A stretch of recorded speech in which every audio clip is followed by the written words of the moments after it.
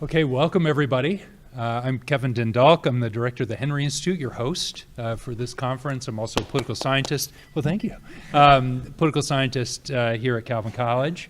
And I want to welcome you to this special author meets, I'm going to say very sympathetic critics. But author, yeah, well, we'll see about that. That's true. I'm going to guess. But author meets critics session nonetheless. There's a couple of reasons why I wanted to have this session, invited Michelle Margolis to join us and our respondents. One is that the book that we're going to be talking about, and here it is, it's very patriotic looking, From Politics to Pews. Subtitle is, and this tells you a little bit about my reason for inviting her, How Partisanship and Political Environment Shape Religious Identity. This book on its own terms is excellent, in lots of ways path-breaking in its own kind of methodological approach and argument, and makes a compelling substantive argument too. But it also, I think, taps into some broader trends in the social sciences, especially in political science, of in some ways reversing the direction of influence in the way we have often thought about religion and politics. You know, religion influences politics. This is suggesting, well, what if we reversed the direction of influence and thought about the role that politics might play in shaping religion. And so we'll have much more to say about that as we go along, but there's just been a lot of interesting ferment and research recently that does that sort of work. And so in some ways we'll talk about the book, but also I think these broader trends in the field. And that will be a nice entry point too, since I'm assuming that not everyone has read the book, and so we can think about how this fits into the broader literature. So just a very brief introduction. Well, I'll start with Michelle. So Michelle Margolis is the author of this book and is at the University of Pennsylvania. Andy Lewis is at the University of Cincinnati and will be one of our respondents. Abby Vector is at the University of Kansas and will be one of our respondents. And I'll be responding too. If you saw an earlier draft of our program, you saw John Hill. I am not him. John is a sociologist here at Calvin. He's done a lot of work on life cycle effects in religious socialization. And so I'd hoped he could be here, but he double booked. I think he's actually doing Calvin recruitment, so that trumps everything.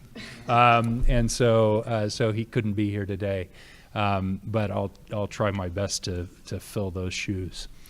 So without further ado, I've asked Dr. Margolis to start with a brief description of what she's up to in the book and implications, and then we'll move into the responses. And then most of our time really will be in conversation together. Go ahead. I'm supposed to talk into the microphone? You use the mic, yeah. Okay. I probably won't remember to do this. You can, sure. Point if fine. I stop. Thank you so much for inviting me. It's a pleasure to be here. It's a little nerve-wracking, but I'm very excited to be here. A note on the cover, it turns out that some presses have skewed views of what they want to put when you have religion as a cover, and I was a little concerned about what they were going to do, and so I told them I wanted no religious imagery in the interest of, maybe my cover wasn't as good as it could have been, but I definitely knew it wasn't going to offend anybody, and that was a goal. Yeah, I know that feeling. Yeah, so I was like, when in doubt, I was like, aesthetically pleasing typeface, please. Yes. So my book, so someone recently said to me, you wrote a book telling us all for the first time, but something we already knew, or something we already know, which I took as a compliment, and that I was a little nervous about writing a book saying politics can affect religion. This is very different than, decades and decades and decades of political science research, certainly, and kind of our assumptions about kind of core beliefs and attitudes and how those can shape our involvement in the political world. And so if the idea is that it's going in the other direction, that kind of upends a lot of the ideas that we've had as political scientists and as social scientists more generally. But so far, no one's been super upset about the idea, so hopefully that stays after today's conversation. So I see my book as having a couple main contributions. So the first is the idea of the life cycle theory. A big thing that that was very much important in writing the book, and which was part of my dissertation, was understanding when and why and how this could happen. I think religion absolutely affects politics, and I don't think that politics affects religion for everyone at all times. No way I would ever make that argument. And so a big part of the theoretical contribution is figuring out when and why this might happen. And that for most people, politics is a, sideshow in the circus of life, right? To quote a very famous political scientist, or politician, actually. But thinking about when and why this might happen. And so the theoretical contribution of the book is that I look at how we are socialized when it comes to religion and how we are socialized when it comes to politics. And how we're socialized when it comes to religion is often that we're raised with religious faith. We often become less religious in adolescence and young adulthood. And then as we become an adult, which is getting married, having children, socializing the next generation, we have to make decisions about how religious we want to be, whether we want to return to religion, do we want to return to the religion of our parents, and there's this great, rich sociological literature talking about the decisions that go on at that juncture, right? And we know that religious participation really peaks when you have school-age children. But conversely, the political science literature tells us we form our partisan identities actually when we're quite young. That adolescence and young adulthood is when we form these pretty stable partisan attachments that carry with us and stay with us through the rest of our adult lives. And so thinking about those two theories together, that creates kind of a disjuncture that says, at some point, our partisan identity is actually more fixed and we have a better sense of who we are politically than we are religiously. And that basically when there comes a time when you're forced to make religious decisions after getting married and having children, it's a time when politics might exert its influence. And so a big part of the book is showing that at this time period, your politics, your partisanship can affect your religion. Importantly, it doesn't have to affect it in any particular way. So in the US, this is talking about how Republicans end up as more religious than Democrats. And that importantly, once you've made those religious decisions, it carries with you through the rest of your life. So the decisions we make at that time have long consequences, decades to come. So that's the theoretical contribution of the book. The empirical contribution, I think, is kind of just a decent idea of kind of using data to triangulate or kind of surround a problem, that there is no silver bullet of data that this data would prove my hypothesis or show support of my hypothesis. So instead, a lot of the book is using a combination of cross-sectional data, panel data, experimental data that all point in the same direction. I'm very clear, or I try to be very clear about the strengths and limitations of each individual piece of data in each individual result in the book, with the hopes that in order not doing any hand waving and saying, see, look, this is evidence, but saying together this tells a pretty compelling story that is hard to kind of, you can poke holes in each individual piece, but you'd have to poke a lot of holes before the whole thing falls apart. And then the last thing is the extensions of it, which I guess is an extension of the life cycle, is that while this book is talking about how religious Americans, Republicans ended up more religious than Democrats, the life cycle theory, it's pretty, it can travel theoretically. It has nothing to do with the current political environment in which we're in. So there's also a chapter about Catholics in the 1960 election, and seeing how religious and non-religious Catholics and Protestants responded to the Kennedy election. And so just kind of thinking about that the political environment, the political religious landscape's not going to stay the same forever, but hopefully my book has theoretical lessons that will help us make predictions about how changes might shape the religious landscape moving forward. I think the implications of the book, obviously from a normative perspective, I think it's problematic if our politics is shaping where we're going to church, who we're associating with, whether we're talking to people who are like us or not like us. And then I think from a research perspective, it has really big implications for how we think about religion and politics. Obviously, as I said at the beginning, I absolutely think that religion affects people's politics and can affect their mobilization, but thinking through what it means to run a correlation and see church attenders are voting Republican or church attenders are more responsive to a Republican message, thinking about if those Republicans selected into religion and Democrats selected out, that's going to affect whether it's our correlation, our regression coefficient, whatever it is. And so thinking through the implications of what that means for religion and politics research moving forward means we want to be very careful about our research designs and how we think about the ways in which religion affects politics, and not always just assume religion is the independent variable, politics is the dependent variable, and we can run a regression and make a causal statement. So with that, I will stop talking. Andy, go ahead. Okay. Well, thank you all. It's a real pleasure to be here. As someone who studies religion and politics, and particularly evangelicals in politics, the last 3 or 4 years or so has been sort of interesting. And I mean, I think that you end up with these common questions, particularly about 2016. Like, why did 81% of evangelicals vote for the unscrupulous Donald Trump, right? And you have to think about these questions. And a lot of things have been proffered about. And, is it fear? Or is it Christian nationalism or nostalgia or racial resentment? And are these the things that are driving? Is this why all these evangelicals voted for Trump? And I'm of the camp that the answer is much simpler, that it's about partisanship, that 81% of evangelicals voted for Trump because they're Republicans. And this is what Republicans do.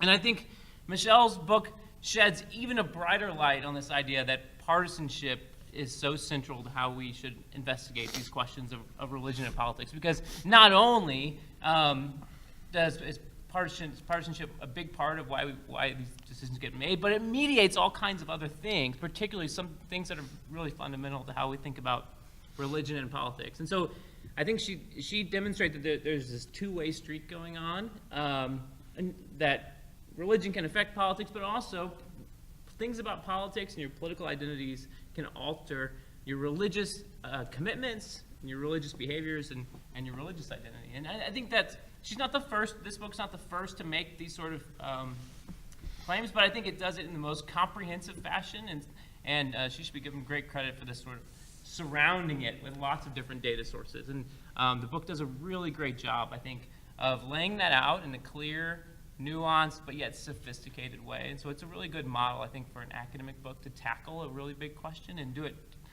thoroughly and graciously. So I really am a fan of how she pulled it all off. I also would say that it makes you think about a whole new style of questions in different lights, but also makes us think, like, how should we be researching these questions? I think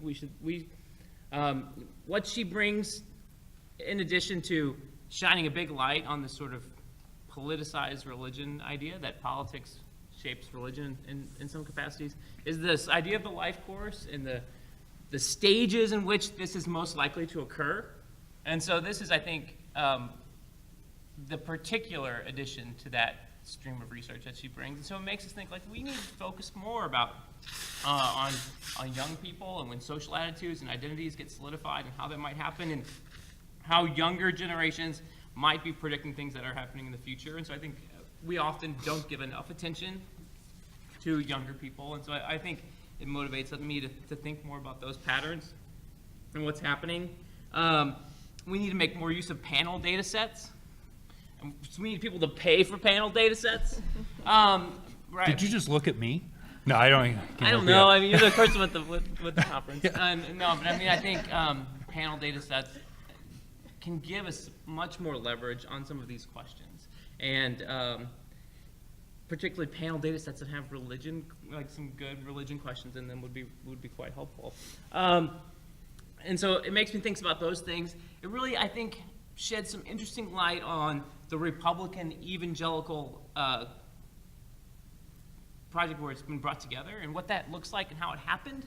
And I think ideas of, is the Republican Party about groups and evangelicals as a group have taken hold, or is it about ideas? And I think it leans to this idea that groups and identities and that they're mobilized within this party apparatus, I think, seem to have mattered a lot on the right, where others have talked about the right being more about ideas. And I would say there's a lot of group here, and particularly if republicanism can alter group commitments, then that only enhances how we think about the relationship between evangelicals and the Republican Party. it throws a good bit of cold water on some things that I think many people, and perhaps many of us at the table and in the room, would hope for, like a reduction in polarization. Is like, it probably only is going to exacerbate polarization if this is what's going on. If your party leads to some people being turned toward religion and some being turned off, then I think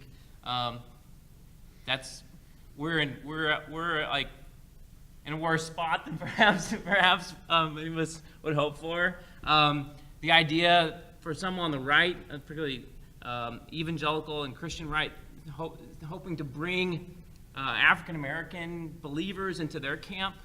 I think she says that this is sort of not quite likely, right? Because of the way that faith and politics are intersected differently in two different religious traditions. And so I thought this section of the book, which she deals with African American Protestants, I think is quite good, and food for thought and insightful in different ways. And then, this idea of a religious left and the rising religious left and bringing up sort of social justice concerns on the left, I think there's a good bit of cold water on that too, for how people who are religious but hold more liberal or moderate values seem to be less engaged and less able to be mobilized. And so, I think this poses some trouble. So not only are they being sorted more into the Republican Party, or Republicans are being sorted more into religion, so that tips the scale of a God gap, but also those who are left in the Democratic Party are less sort of politically engaged and harder to mobilize. And so, I think this produces some insights into the problems that we have in our society, but I just think it's quite good. I would say that over the next 10, 15 years, there's going to be much more work looking at the relationship between politics and religion in this new direction and how politics might be shaping religious attitudes. And I think a lot of people are going to point quite rightly to this book. And Michelle's done a great job for us. I recommend you picking it up. It'll change the way you think about politics. There's a lot of good books and important books, but there aren't that many books that help you change the way you might perceive social science questions. And I think this is one of those. And so it's very good. So I'll stop there. Go ahead, Amy. Great. Okay. Well, when I'm loud.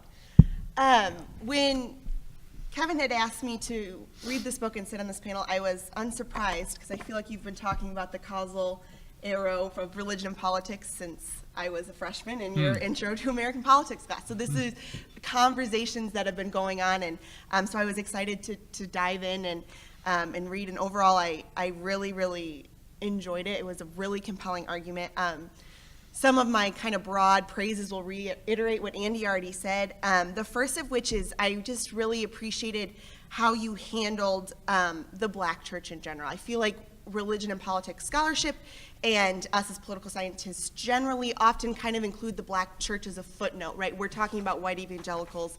This is a distinct group. We're not going to study them, but just know they're distinct, right? So I appreciated that you spent the time to kind of look at the Black church and how they differ, but yet how their patterns can mirror white evangelicals, maybe just in the opposite way. So I appreciated that you kind of took the time to do that when I feel like we don't quite do that enough.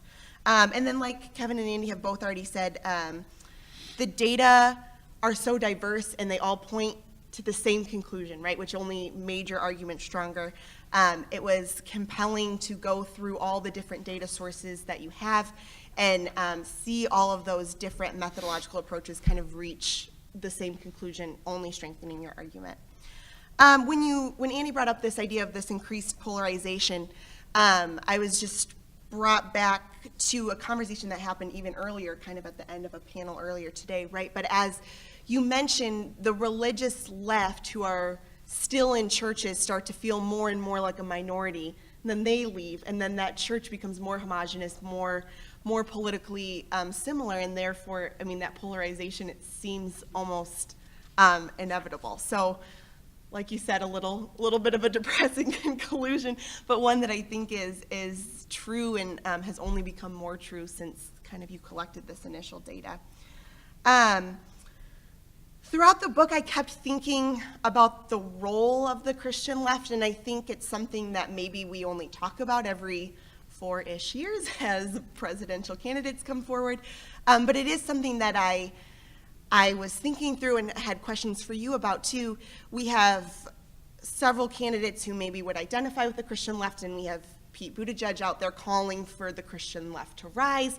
And why haven't we seen this group that we would expect to be at least a little powerful, right, ever kind of come into to power themselves? And I think that you make a really great argument in chapter 6 when you point out the Democrats who are left in churches are less politically interested and less politically knowledgeable than the Republicans who are in churches and religiously involved. And I think that that's such a compelling way to think about it. So there's mobilization efforts that fall flat when politicians go to the Christian left and try to appeal to the Christian left. And I'm curious to kind of hear if you feel there's potential for change, right? We have this young candidate who's calling for this new block. Is that something that maybe will bring young people in this prime kind of life cycle time coming back into the church in a different way than we've seen that happen? Is there potential for that? Is something that I would love to kind of chat through. I also just had some questions about the experimental research. You expose Democrats to a newspaper article linking religion to immigration reform and find that it has no impact on religiosity. And I noted that the experiment was done in 2014, and Democrats in general were less liberal towards immigration in 2014, so I almost wonder if the result of that experiment would change. There's kind of this new young theological argument about LGBT inclusiveness in the church, and you obviously highlight that as an important issue earlier in the book. And I wonder if you redid that experiment, or someone redid that experiment now, looking at kind of these LGBTQ issues, especially as they kind of get to this issue of belongingness that you allude to, that Democrats aren't staying in the church because they don't feel like they belong, they're suddenly the minority. If it was a different kind of issue, I wonder if those results would shift. Like I said, I really, really enjoyed it. My only complaint is my entire time reading, I was like, I gotta rethink my dissertation through. No. You're adding some more questions that I need to consider. So that was my only complaint. But no, overall, I really, really enjoyed it. And like I said, it was congruent with kind of conversations that I think have been brewing for a long time. So it was great to see a systematic exploration of these questions. That last comment wasn't why I invited you to be here, just to, mess around with your dissertation, I'm just sure. to be very, very clear. Well, I just have a couple of things to say, and in part because much of whatever little thunder I have has already been stolen. So just the first thing, one of the reasons for making this invitation is that I think the book is path-breaking, again, for reasons that we've discussed already about the use of the life cycle effect. But one thing we haven't really talked about so much yet has to do with how the life cycle effect matters to group identity. It isn't just that we're taking people as individuals, but that they are members of groups, and at particular times during the life cycle there's an identification, or the partisanship helps people identify what group they're in and what group they're not in, right? So it helps to define these in and out group modes that are increasingly important, I think, in studies of affective socialization, polarization, and in other studies in the social sciences of politics. And so I just wanted to raise that aspect of group identity as a key part of the book, and one of the most important, sort of value-added dimensions of this book. Just one critique, I guess, and then a comment about implications of the book. The critique is really about that chapter on African Americans. The chapter is framed as seeing if the theory that's been developed can extend the reach. I mean, does it reach out into other areas than, say, white evangelicals, white mainline Protestants, and so forth. And the conclusion is that African Americans remain as you put it, faithful partisans, faithful Democratic partisans, in part because there already is an alignment with African American political values and the values of the Democratic Party. And as I read it, I thought, well, this is the one spot where it almost seems like we're coming close to begging the question. right? If we're really trying to test the theory, but in fact, African Americans already aligned religiously with these partisan attachments, then we're really not testing the theory anymore. It actually sort of goes back to the argument that, in fact, religion is in some ways impacting partisan alignments, or at least that there is an alignment that exists regardless of what's influencing what, right? And so at the very least, I didn't see that as necessarily testing the generalizability of the theory. So maybe that's something you could comment on, just this question of sequencing in that context. And just one comment about implications, and I think this is, at least from where I sit, probably the most important piece of the book, the most thought-provoking piece of the book for me.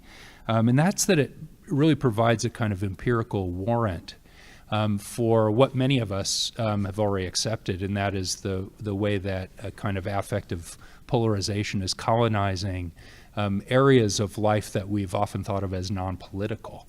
That in a sense,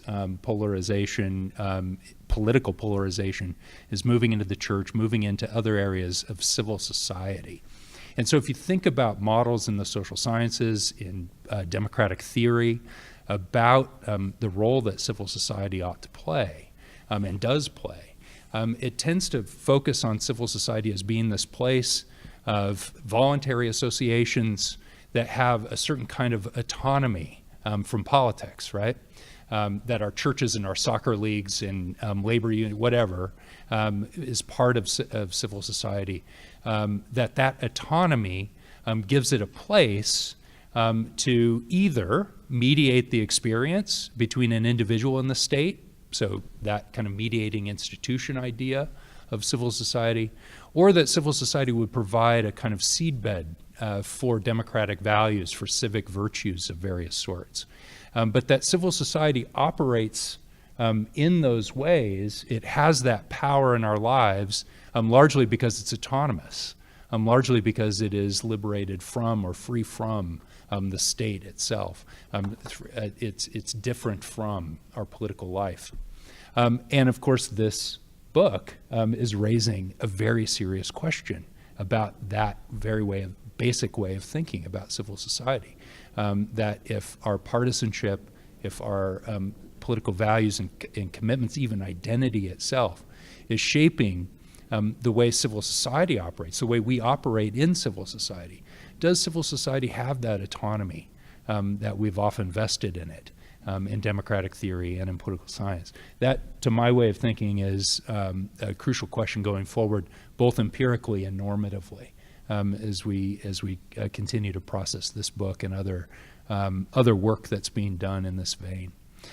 So I will leave it there. You could maybe respond to anything you heard on at the table, and then we could open up. Well, I guess my first response is thank you guys so much. And my takeaway from this is I should have had you guys read the book in advance and give comments, because I think the things you liked, you said better than I said in the book and drew out ideas. I was like, yeah, I sort of alluded to that, but that is a really important idea about civil society that maybe I should have talked about more. And then the very valid critiques were things that I can and should have addressed. So I guess really briefly, because I would rather just have the time to be opened up. So to Abigail's question about this experiment, so I ran this experiment in which people actually saw a liberal and a conservative message on immigration as opposed to, with religious rhetoric, as well as kind of a control condition. At this point, I honestly don't remember what the control condition was. And I found that the point of the test was to see, are Democrats opposed to religion in general, like any kind of religion, or is it something about the ideological leanings of it? And so what I found was when it's a religious justification for a liberal immigration message, there was no effect on Democrats or left-leaning partisans' reported levels of religiosity or closeness to their faith. And so but the conservative religious message had this kind of pull away from religion effect. And so the interpretation of that was kind of ruling out the idea that it's just that Democrats are going to be opposed to any and all forms of religion and politics. That when it actually meshed well with their ideology, it was fine and accepted, and there was no relationship. It didn't make them stronger in their religious beliefs, but it curbed the kind of exodus, so to speak.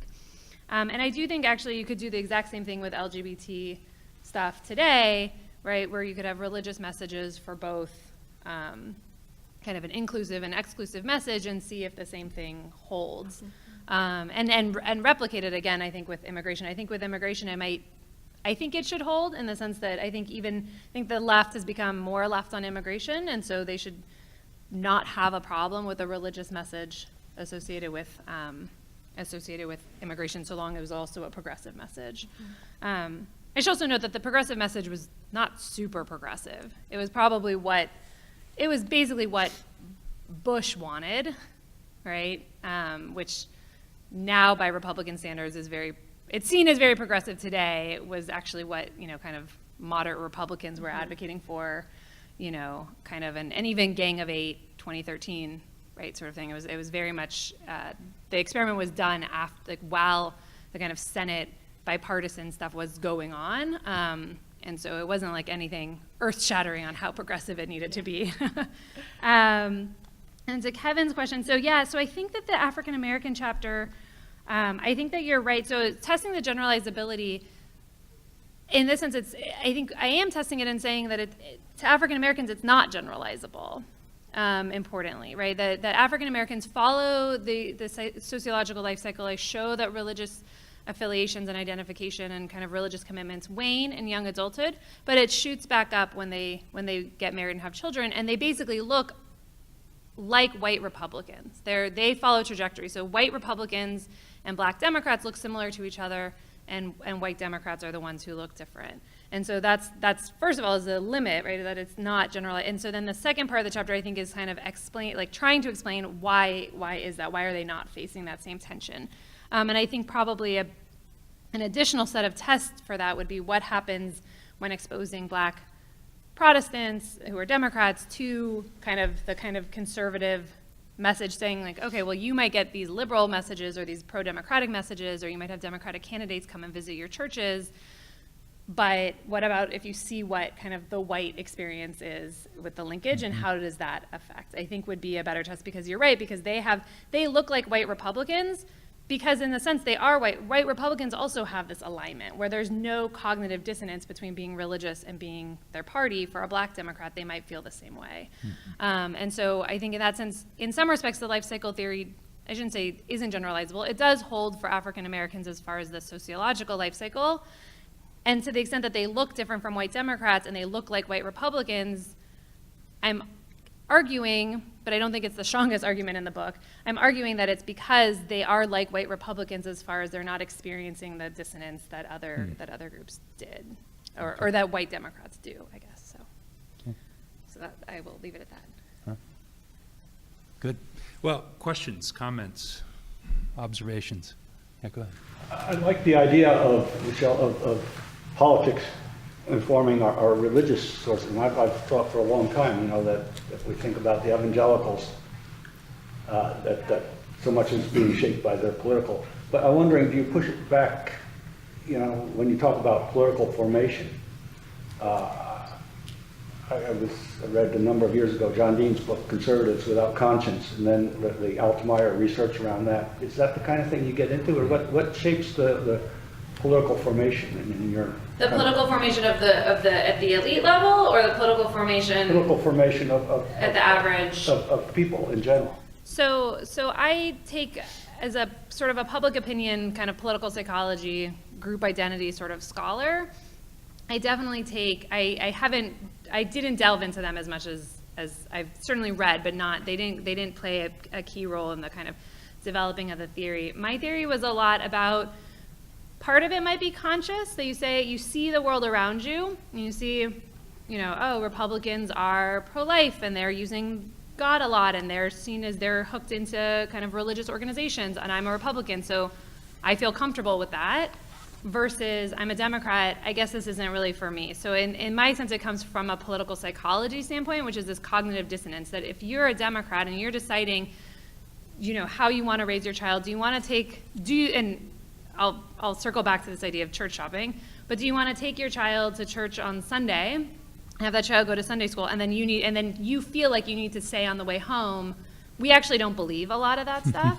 And making that decision. And so that's part of, and so it's kind of this desire to have cognitive consonance where we're not holding identities that seem to be in conflict. So that's one explanation. And then the other one is actually much more passive, which draws on the idea that a very long-standing finding in American politics literature is that Americans don't know much about politics, and they don't pay a ton of attention.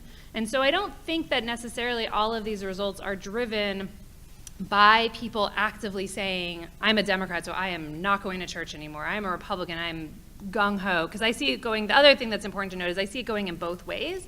So the story isn't just about Democrats leaving the faith on account of politics. It's Republicans are actually coming back to the fold at higher rates, right? So it's happening on both fronts. But part of it is we also now live in a world, because of various types of polarization, that we socialize with and spend time with people who are like us in a lot of ways. And so part of why you might not be going to church on Sunday has less to do with your active political views and more to do with no one's invited you, or your neighbors don't, or your friends don't, or your friends invite you to do Sunday brunches instead. And some of those people might be active Democrats and they made an active decision, but the consequences can be more downstream for very passive reasons. So that's sort of the kind of two explanations that I think of as how it happens at the individual level. So there's definitely some, I am making a conscious choice, and some of it is kind of a trickle down, people in my community, this just isn't really what we do. I live in Center City, Philadelphia. There are certainly churches. It is not a thing that lots of people do, right? You'd have to kind of seek it out in a way, and certainly no one asks you what church you go to. No one asks you if you want to go to church. Lots of people ask you if you want to go to brunch or do swim lessons with the kids on Sunday morning. And so you could imagine someone who's completely politically unaware still living in a very democratic area and still ending up maybe not being as religious as he or she might have in a different context. It was kind of interesting. You titled your last chapter The Religious Sort, which had this connotation of, if you've read The Big Sort or other kinds of work. I wanted that to be the title, but I was told it was reductive. There's also the the title of the book. The title of the book. I wanted to be the title of the book. Yeah. And I was told no. But I mean, that reflects what you were just saying, Yeah. right, about this, the way that we sort, and that has this effect.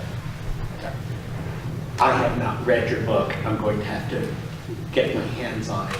Great. And I have a statistics background, so it'll be a little interesting to come at it with that set of eyes.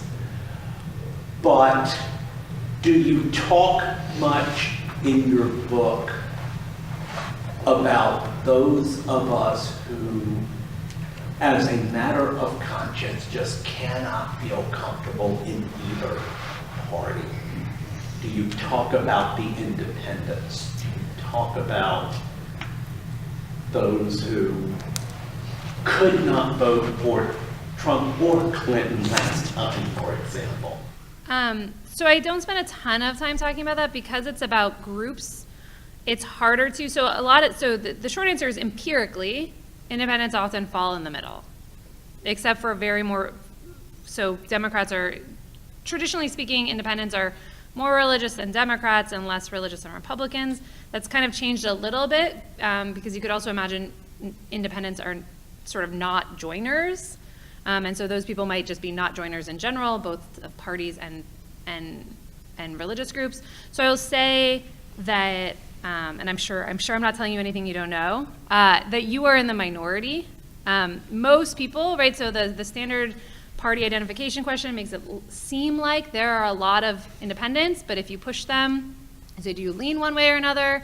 The overwhelming majority lean in one way, and those people act like partisans in how they vote, and importantly, they act like partisans in their religious choices. So I actually I spent a lot of time with my data, making sure who's driving these results. Is it strong partisans, weak partisans? And I do find I treat, in my book, I treat partisan leaners as partisans. So people who say they're an independent and then ask, do you lean one way or another? I treat those people who say, yes, I lean Democrat or lean Republican. But that wasn't a theoretical choice, that was an empirical choice, which was that they looked like Democrats and Republicans. And then the number of people you have left, these pure independents, is actually quite small when you remove them. And then the problem is within the pure independents, you have people like you who it was a conscious decision. You know, my dad is a true independent, you know, kind of really politically engaged, so knowledgeable, and therefore can't comfortably sit in either party. But then there's fundamental issues, there are things I have agreement with. right, exactly. But then there's also going to be the independents who are independents because they don't care or they don't know enough. And those are two very different people to lump together, and becomes very difficult statistically, like how, when I get these results, I don't even really know how to interpret them because it's a mixed bag of folks like you and then the people who are going to be at the Grand Rapids airport with me tomorrow who like don't know who Robert Mueller is, right? And like, but they'll also say they're political independent, and you and that person could not be any more different. And so then when you get results for independents, you're just left saying, yeesh, I don't know what's driving this. So in that sense, that was sort of, so the emphasis is not on them, and that's sort of the explanation why. But you're, in reading your book, I angered my research colleagues who said, why are you spending all this time on this book when you should be studying immigration or whatever? But reading it, all kinds of thoughts came. Thank God for Ken Jennings. Yes, yes. That's right. And to be honest with you, if you think about it, where are the other long-term kinds of panel studies like that? And my challenge to you, because you're into this, why not start? Why not grab somebody to fund a 5,000 sample 15-year-olds and follow them through? So the other thoughts that came to me as I was reading your book is a famous article by Houghton Fisher in the American Sociological Review that was trying to explain the growth in the nuns or unaffiliated, and made a political argument that it was politics driving it, but with absolutely no panel data, really nothing to support their argument. And the man I'm sitting next to and I both read that at the same time, and we said, this doesn't make any sense. People join churches for religious reasons, you see. So these are kind of the thoughts. Another research design thing, and maybe this is more for the historians than you. African Americans in the earliest survey data from Gallup, those data are available, they voted Republican. It's back to the Civil War, you see. Well, they changed. Did they change? Was it the young people who brought about this kind of change? And it could well be that empirically we can never quite fully work that out. But it strikes me as a very interesting research question, which I've never seen anybody try to address. Yeah, I mean, that's a really great question. And I think it's empirically possible, right? Yeah, we don't have the panel data, but if you have survey data with kind of ages, you can see, I mean, this is how we know things about, you know, Southern realignment, right? Was it about generational replacement or not? And the answer is it's a 50-50. That the idea is that people in the South didn't just become Republicans overnight. A lot of them stayed Democrats to the day they died. It was just that the young Republicans kind of took their place in a very circle of life, Lion King sort of way. And so, yeah. And so, I think that that's definitely a possible. I think for African Americans, it would be interesting to see if the same thing held. Did you see this kind of big change come the civil rights movement among all people? By all people, I mean all African American voters, or was it a gradual rollout based on where they were and how solidified their party identifications were. I mean, in that case, also, it's different. It's a little different because you also, again, have this really politicized church that was advocating for positions that closely align with the Democratic Party. And so if there was a world in which, I mean, I obviously there's a lot of worlds in which I think religion affects politics. That could be a world in which you could imagine religion affecting politics and not the other way around, which is that you have these, the parties take new positions when it comes to race or stake out kind of different positions. You have religious messages very uniformly coming in a world that, in a way that should push them toward the Democratic Party. So you, in fact, have their religion and politics changing and realigning in the same direction at the same time. Would that be enough to just have them change their politics immediately, or do we? Because so in some sense, I'm saying is that would be a fascinating test because it would be a really hard test. If we still see generational replacement being the driver, then we really see just how sticky partisanship is.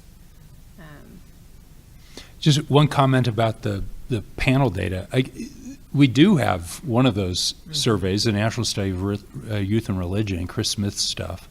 I've published out of that, and it starts with 13 to 17-year-olds. Now I don't know what age it's up to, but I'm trying to remember they're in the pretty book. limited in there. So the issue with panel data is getting both the religious questions and the political questions. questions. Yep. So the Jennings stuff has, a couple religious questions, used what I could, and then the other stuff it's The it's very, Smith stuff is it's uneven, it's right? Some very- years, some waves it'll have it, some won't. And, Exactly. but yeah, you can extract something. Right. that- But Smith stuff is also very, that's a lot of where I guess, what's important about the life cycle theory, my life cycle theory is that I'm drawing on two life cycle theories that I didn't create, right? So Smith is obviously fundamental, and so the idea of how we're socialized religiously, that is, long before my time in academia, the political socialization literature long before my time in academia, but here are two pretty uncontroversial pieces of literature or strands of research, but together, if we think about them, it gives us some intuitive hypotheses about an otherwise unintuitive claim. But yeah, no, so his stuff was fundamental in me kind of fleshing out my knowledge about kind of broader religious life cycle theories as well. But yeah, they don't have nearly as many as political questions as, Right. as it would be Yeah, nice as if we they would did. like, Yes. no doubt. Yeah. I wanted to ask about historical changes in the life cycle itself. So we have extended adolescence now that we're dealing with. So, males in particular, they seem to stay 14 until they're about 25. And we have, with later marriage, women having children in the late 30s, early 40s, their first child. The phenomenon of people, young married couples now staying in cities much longer than they had been in the past. And I'm wondering how this changes the ability to project, since these decisions are actually going to be made at different times now. Yeah, so a big part of the book is kind of trying as best as I can to distinguish between life cycle and age. And I won't get into the details of how I do that, but that's something I'm very conscious of. I think, and I talk about this in the conclusion of the book, I think everything you're saying is incredibly important if we want to think about, do we think politics influence is going to be more or less likely to influence religion moving forward? Right, if we moved back to a world in which we all got married at very young ages and we had our first child soon after getting married, and I went from living in my parents' house to my husband's house and that sort of stuff, you could actually imagine politics influence not having as much of an effect, because you would see the fall away from religion as being either less steep or for a shorter period of time. And so part of what I talk about in the conclusion is the idea that we're becoming more educated, we're delaying becoming financially independent, the idea that it's not uncommon for 22-year-olds to move back home after college, and that you're not having children until you're out of debt, which is, your mid-30s. You're getting married later, you're having children later. If you're a woman on the 10-year clock, you definitely have children a bit later. And so, but these are all things this is more, to me, I see it as this gives us more, these people have more and more opportunity to have their political identities take shape, right? Instead of kind of 1 or 2 elections before you're married and have kids and making these decisions, now you have 3 or 4. And so again, at this point in the time when religion is on the back burner, it's really important that in the sociologist note, these people aren't anti-religion, or they're not hostile, they're not these avowed atheists, they're not, they have other things to do, they have other priorities, but it's going to become, I think, the political identity is just going to be that much stronger and more fixed if you're making that decision, say, in your late 30s than your late 20s. If you've had 10 more years of, I've been on the outskirts of religion, and I have voted in multiple presidential elections, and I've just read the newspaper for 10 more years, and kind of my partisan identity has, kind of become increasingly part of my broader set of identities, then I would expect partisanship to exert more of an influence moving forward, not less. And that's also a scope condition of the book as far as thinking about if our societal patterns change in the US, or what does it mean, does this work in other countries, right? So a key difference is that the parties have to be different on these religious moral issues, but also there has to be this life cycle gap, which may or may not be true depending on the culture and society you live in, right? And so. Totally. Yeah, question that, well, first off, this is supposed to be an alchemy's critics, right? And so, but I agree the book is fantastic. And so, Well, I threw a criticism in there just so that we were honest, right? it was like, hey, could you do more? It was a softball. But I agree, the book's great, and but I have a question, and it's one of the things that it's not about the theoretical part, but about in the experiment something that, as somebody who does survey research, was disconcerting, which is, could you talk about like how much you could get, because it's basically the dependent variables, people identifying with the church or with religion or not most of the time, or attending or not, right? So we're talking something pretty basic, right? And the fact that, and one of the reasons why we tend to think of religion causing politics is that those sort of things are kind of fixed or something. Unlike maybe beliefs or attitudes that might fluctuate, but whether or not you see yourself as Jewish or Christian or religious or not, could you talk about like how much variation you could actually manipulate, and what that might mean whenever we start thinking about in surveys, whenever we're looking at things like people who attend or not attend or just identify with religion or not? Yeah, so I think the answer is you should be horribly concerned about survey research, in part because, I think you said something that struck a nerve, because you said, we assume that these things are pretty stable. We actually have very little knowledge of that, because we as surveyors assume that they're pretty stable, and therefore we often put, even on panel data, we're going to put it at the beginning. We're going to put it on the wave 1, and then we don't need to collect it again. And so, for the ANES, 2000, 2002, 2004 was a unique case when we actually did ask it in all 3 waves. That the ANES, the American National Election Study, often does not do that, or they have some subset of questions, but they certainly don't think that your religious identification changes. But we know from, some of Bob Putnam's, liminal nuns, that we actually see a fair amount of movement. I actually find a fair amount of movement, and I don't have this in the book, but I ran a series of, they weren't even experiments. It was just as I was collecting data, I would randomize whether you got your religious questions at the beginning or the end of the survey, and you think about, well, what happens after you've answered 20 minutes of political questions? And the answer is, as you'd expect, that those things primed. I didn't need to create primes. Actually, just asking people about politics for 20 minutes, you see much more partisan polarization in their religious responses at the end than the beginning, which raises questions about, well, where the hell are they in the ANES? And should we be worried about it? If I found it in a 15-minute survey, what happens in the GSS or the CCS or the ANES when these are very long surveys where people are, the ANES in particular, is like a 3-hour survey. I actually don't know if the demographics come at the beginning or the end, but those are going to have big implications. And so I think for the dependent variables that I have in the book, I actually have, and this was mentioned, I guess, on the previous panel about measurement, I actually it was a 4-point scale. So it was this idea of if you say you're Catholic, it's like, do you identify strongly or not strongly? And if you say you're nothing, do you lean closer? So you end up with like a 0 to 1, but there's kind of, you can think of leaners. So that, and part of why I did that, although I do find it with just yes or no. So I see it as just willingness to identify with any faith or not.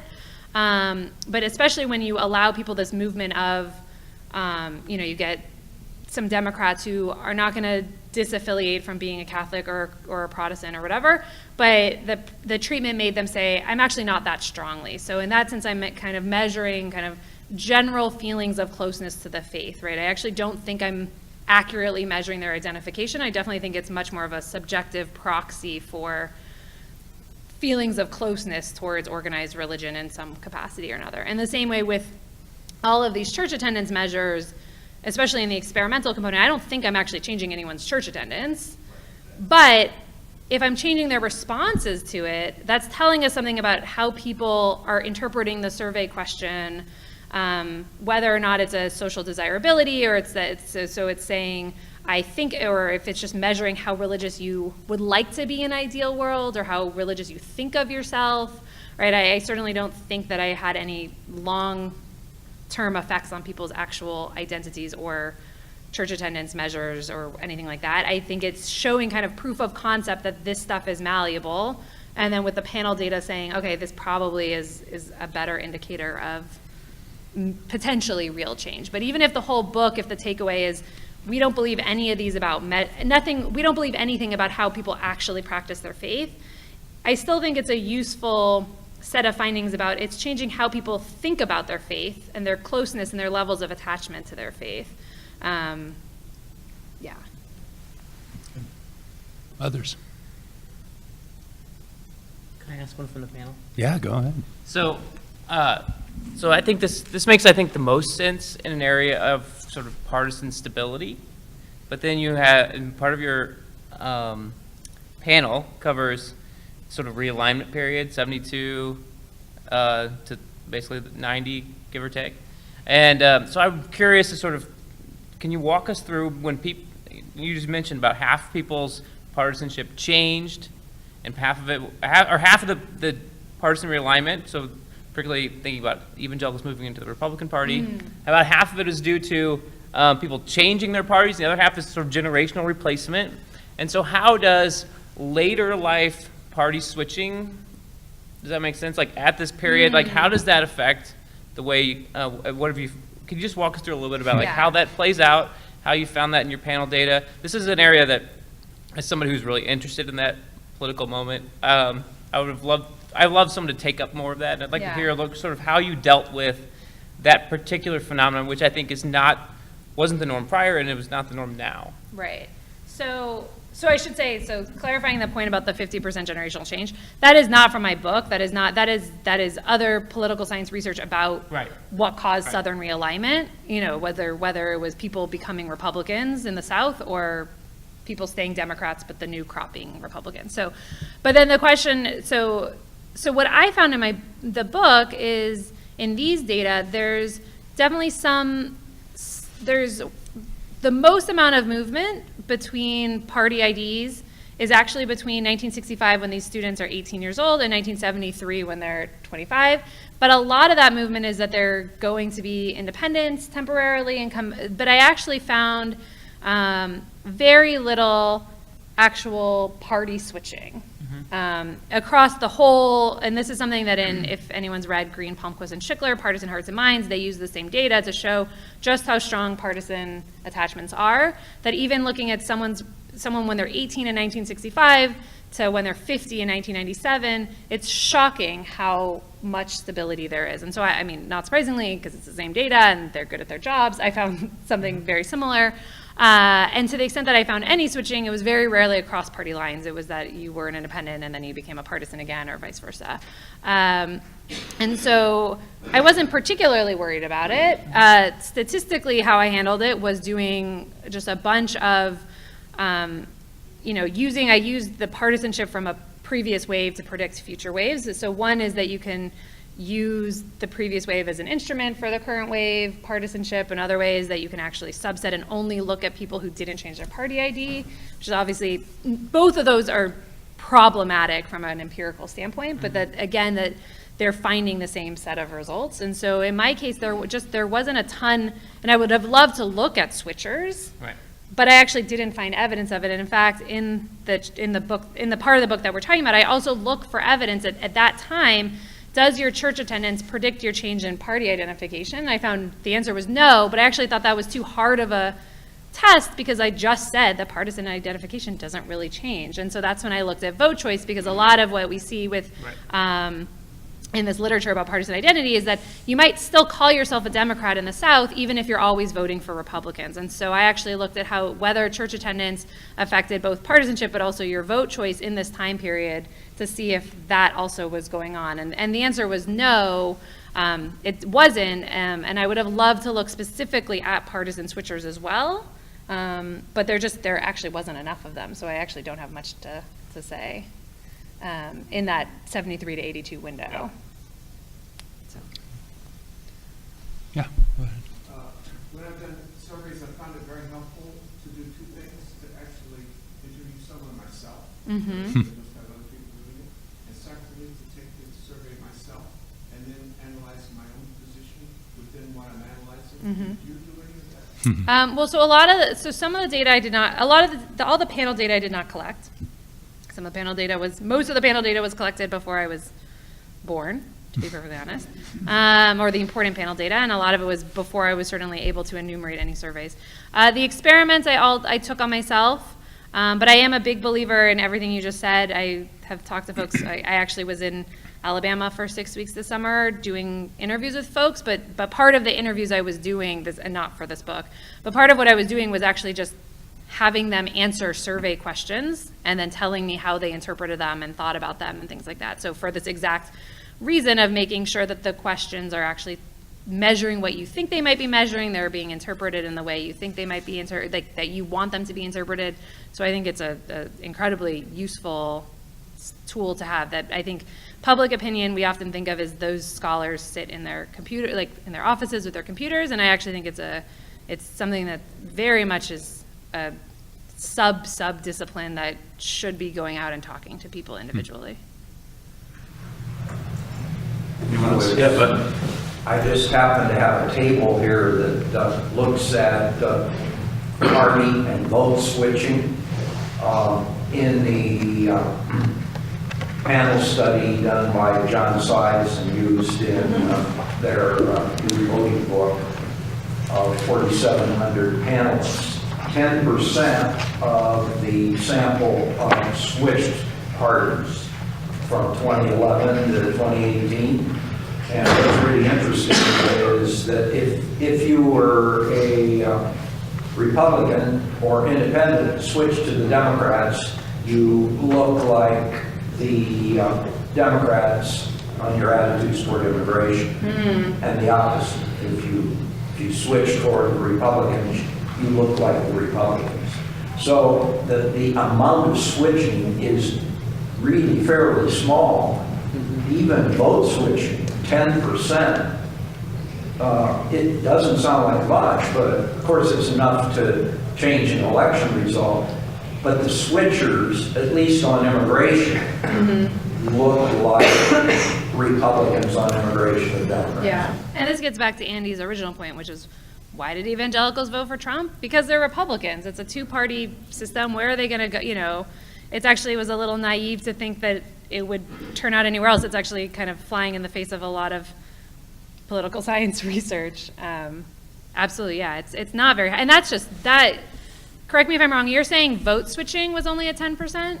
So yeah, so I would assume partisan switching is even, vote switching happens. This is one survey. Right. But it is the same people. Yeah, so vote switching happens much more frequently than party switching, and if vote switching was only at 10%, then, party switching. And I think that there was also a lot of calls in the wake of 2016 that a lot of Republicans are now calling themselves independents, and none of the data bear that out. Republicans who, they might not like Trump, but they haven't abandoned their party label. And political science research shows that there's no reason why they should or would. I can't tell you how many times Bud has said, I just happen to have some data right here in my lap. I don't know. This is not the first time I've heard that line. Yeah. Well, there's Carl, and he's got some more. Just curious, where is your research taking you now? What are you working on? So I'm currently finishing up some stuff. As I said, I was in Alabama. I'm doing a lot of work on evangelicals. It's not a book. It's a series of papers. I don't think that we have a good grasp on the survey questions we ask about religion and how religion and politics intersect. And so part of what I was doing in Alabama was just, again, asking these questions that are the basis of headlines of newspapers. Is like, evangelical value, or evangelicals think that Christian values are under attack, or Christians feel like they're discriminated against, and kind of asking these survey questions, but then saying, well, what do you mean by discrimination? What sorts of discrimination? Or what sorts of Christian values, and how are they under attack? And so I've been using the kind of qualitative insights from talking to folks to develop and kind of test broader explanations about evangelical, but just kind of white Christian opinions, and kind of get a better sense that we're not just relying on kind of survey measures that, again, we don't really know how people are interpreting the question. So that's kind of my current area of focus. Just a little anecdotal data. In the 2016 Republican primary, I voted Republican. I'm probably an independent-leaning Democrat, but I switched voting in that case just so I could vote for my Ohio governor rather than that. Oh. Didn't help. Didn't help, but. We did the same thing at our. Well, would you join me in thanking our panelists?